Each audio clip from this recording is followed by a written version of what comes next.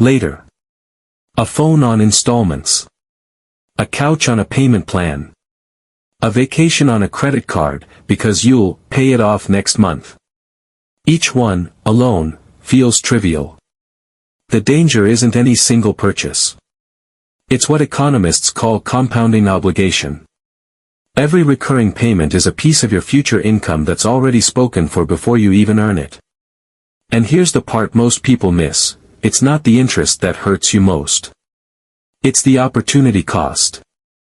Every dollar sent backward to pay for yesterday is a dollar that never got the chance to compound forward. A $300 monthly payment doesn't just cost you $300. Invested instead at a modest return over 20 years, that same $300 a month could grow into 6 figures. That's the real price tag nobody puts on the sticker.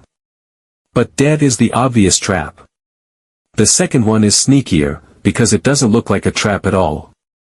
It looks like a career. You study hard, you get good at your job, your income climbs steadily for years. From the outside, it looks like the system is working exactly as promised. Here's the uncomfortable truth, though: a paycheck, no matter how large, is rented income. It exists only as long as you keep showing up. The moment you stop working, it stops arriving. Compare that to an owner, someone who holds equity in a business, property, or investments. Their income doesn't require their constant presence. It grows while they sleep, because they own a piece of something that produces value on its own. This is the single biggest divide in personal finance, and it has nothing to do with how hard someone works. It's the difference between renting your income and owning your income. The uncomfortable part is that building ownership usually means delaying comfort now, buying index funds instead of new furniture, reinvesting a bonus instead of upgrading a car, and that trade-off is far less exciting in the moment than the alternative. Then there's the third trap, and it's the one that catches even disciplined people off guard, because it disguises itself as reward. It's called lifestyle inflation, and it works like this: your income goes up, so your spending quietly follows. A raise becomes a nicer apartment. A bonus becomes a nicer car payment.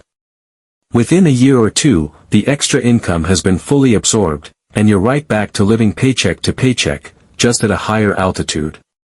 Psychologists have a name for why this happens so easily: the hedonic treadmill.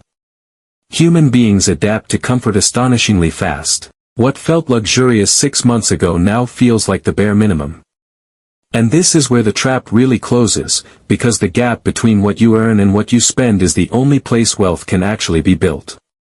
If that gap never widens, it doesn't matter how much your income grows. You're not getting richer. You're just running faster on the same treadmill. So what actually separates people who build lasting wealth from people who stay stuck, even at high incomes? It usually comes down to one quiet habit: they protect the gap.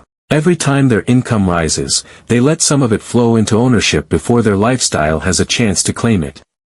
It's not glamorous, and it rarely gets talked about at dinner parties, but it's the difference between a life that depends on your next paycheck and a life that doesn't.